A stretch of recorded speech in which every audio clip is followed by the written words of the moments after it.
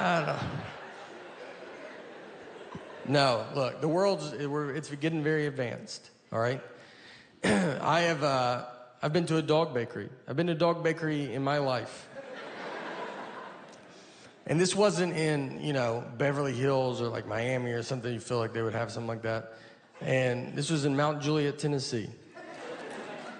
And if you don't know where Mount Juliet is, it's fine, but I bet you can tell that doesn't sound like a town you would drive through going, I bet they have a pretty good dog bakery here. I went in there, and no one was in there. The lady was looking at me like, are you here to buy this store for me? That was her only hope.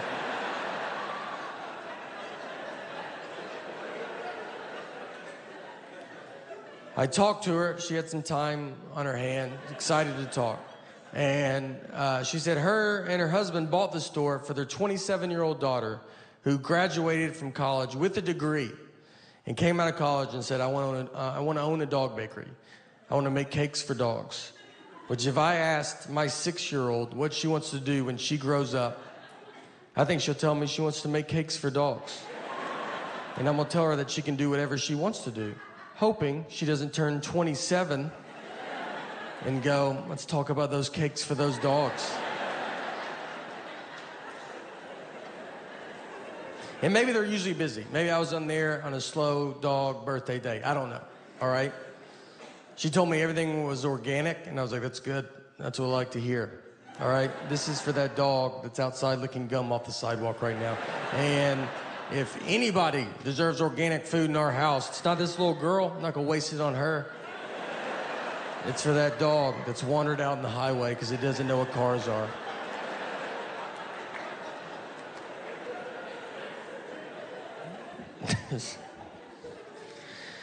But look, next time you guys go to Mount Juliet for vacation, let me tell you, look, do them a favor. Go by there, all right? Swing through, buy some dog cakes. And I'll be honest with you.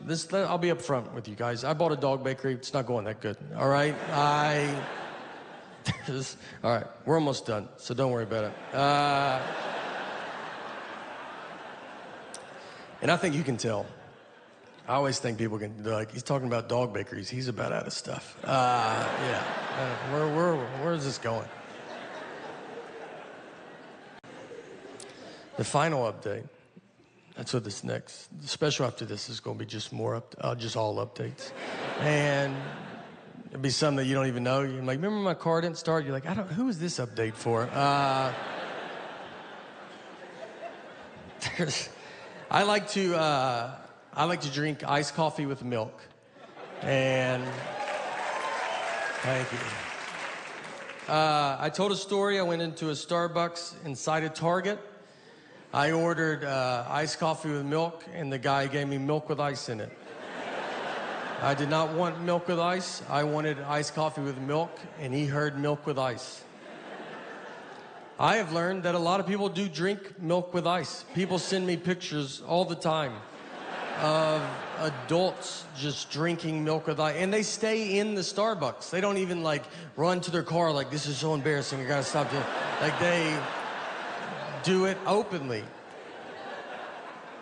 My wife puts ice in our daughter's milk, and I was like, oh, you do that because of my joke? And she's not a big fan of my comedy, so she was like, I haven't seen it. I was like, we have Netflix, and she's like, I don't think we do. I was like, I know we do. And she was like, I'm just so busy right now. So all of it's true, except my wife. My wife does like my comedy. She's very nice to me. But all the rest of it's true. And the truth of it, too, is it's happened to me twice. And let me tell you, one time is a lot of times. The second time, you start looking at yourself. You start thinking, you're like, what am I doing? I don't know if I know how to order. I would order it in a mirror just to see what it looked. I was like, iced coffee with milk. I was just trying to see what they would see. I thought it was happening. There was a third time I thought it was happening. I was at a Starbucks at an airport, and she put the drink down, and I was like, they're doing this on purpose. I was convinced that they're just calling each other, like, let's drive this guy crazy. But she just put too much milk into it. It was an honest mistake. And she told me, because she set the drink down, and we're both just staring at it.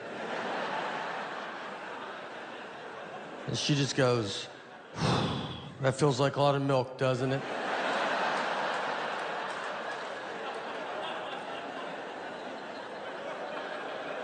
I was like, not as much as usual, but it does feel.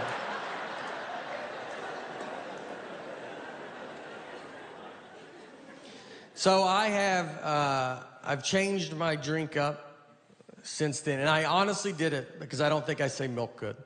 I was having this one problem, and I was like, I'm just not gonna say milk. So now I drink iced coffee with cream. That's all I changed it to.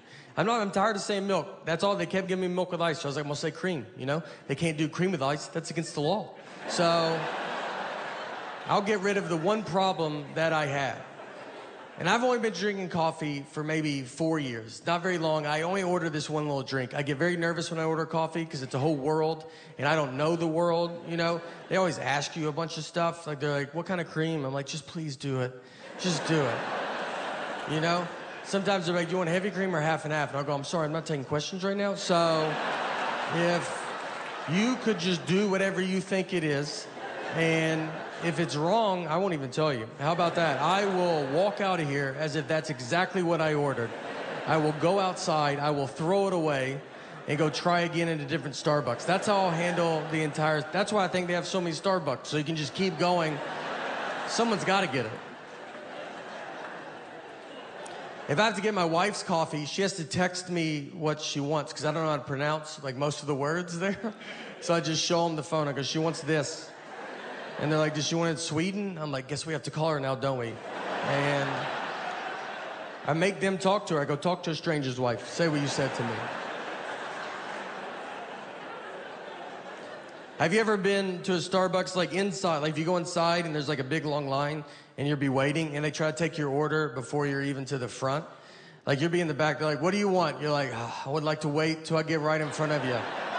Yeah, you know, did you see how everybody looked at me when you said that? I didn't care for that. So how about we do it like a regular, normal business, you know? And you let me do it right in front of you. Starbucks is like waving cars down on the street. Just be like, we're just trying to get your order started in case you ever come here one day.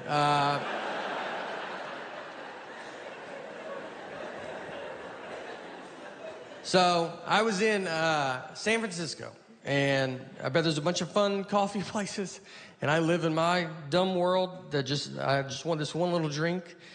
So I go into a Starbucks, and I get to the front, and I was like, I'll take an iced coffee with cream. She goes, with cream? I go with cream. And then she goes, iced coffee with cream? I go, iced coffee with cream. She goes, with cream? I go with cream. And she said it one more time. She said, so iced coffee with cream? And at that point, I should have said, what's going on right now?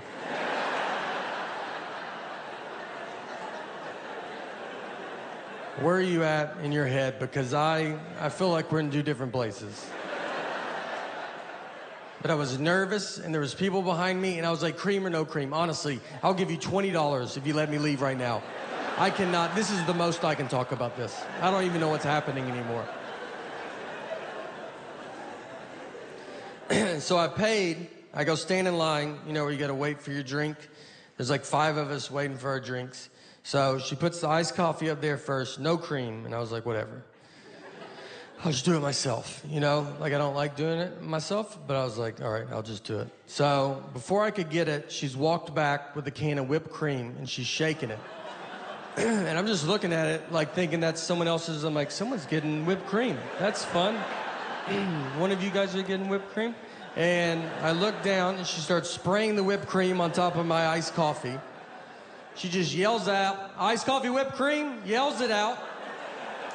The other 4 people, they turn their back, like they don't want you to accidentally think that's what they ordered. And I'm just left alone, like, that's what you thought I said over there? You don't think I would have said iced coffee with whipped cream? You think I'm just some nut job? It's like, I've had too many problems in this Starbucks, so I'm only going to use the words that I want and no other words. Iced coffee, whipped cream cup. And they didn't have a top for it, so whipped cream, it doesn't sink and become less embarrassing. It moves. It's like a buoy in an ocean that everybody sees.